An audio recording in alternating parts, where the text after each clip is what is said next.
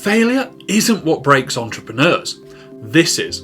And nobody warned you about it, because it's not failure, it's not losing money, and it's not things not working for you. Those things are all expected. You mentally prepare for them. What nobody talks about is what happens when you keep pushing, when you keep building, when you keep chasing success, and something inside you starts to quietly erode. Because failure is loud. Failure has a moment, and failure has a story.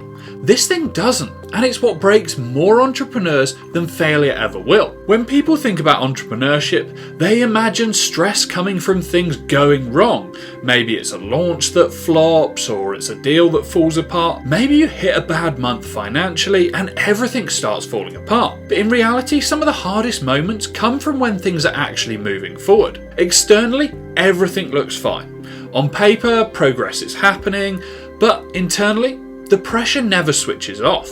Your responsibilities stack up, and there's no clear line between work and life anymore. I think a lot of people get the wrong idea because so many entrepreneurs talk about getting up at 4 a.m. and working 18-hour days. And don't get me wrong, you have to work hard, but that brutal style of non-stop grind is only sustainable for a short period of time. And that's something that people rarely speak about. I don't talk about this much, but there was a point where things were moving forward for me, and on the outside everything looked to be perfect. But internally, something just wasn't right. Not in a dramatic way, and not in a way that anyone else could see. Just a slow, quiet build-up of pressure that I didn't really have the language for at the time. And that's the dangerous part.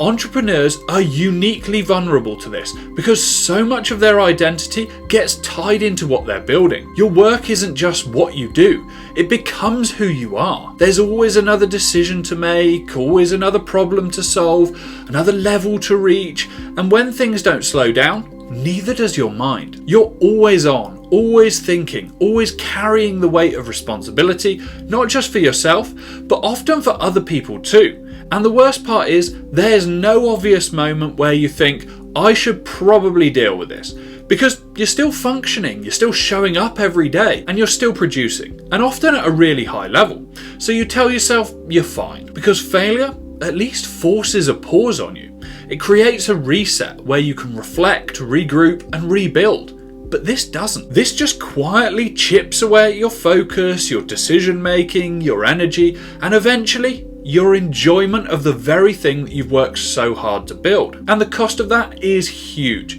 not just emotionally, but practically. When your mental state is compromised, everything else suffers. Your judgment slips, your patience drops, and you start reacting instead of thinking.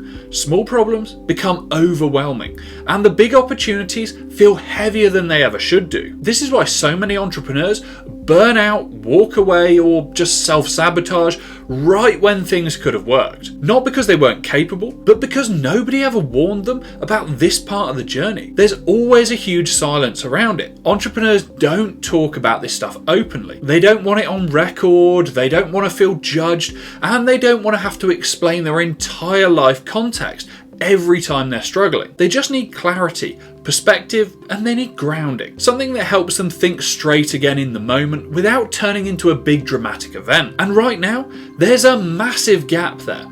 The conversation around success is still stuck in extremes. It's either grind harder or quit and slow down. Very few people talk about how to protect your mental edge while still building something ambitious. But that's going to change because the next generation of successful entrepreneurs won't just be the ones who work the hardest. They'll be the ones who understand that mental resilience isn't a weakness, it's a competitive advantage. So if this resonates with you, then just know that you're not broken and you are definitely not alone in this. This is all part of the journey that nobody puts in their highlight reel. So make sure you're subscribed to the channel because we're going to be talking more about this side of success going forward. Because it's the part that actually determines whether you last long enough to win. And if you're building something big, then don't ignore this because it will cost you more than failure ever will.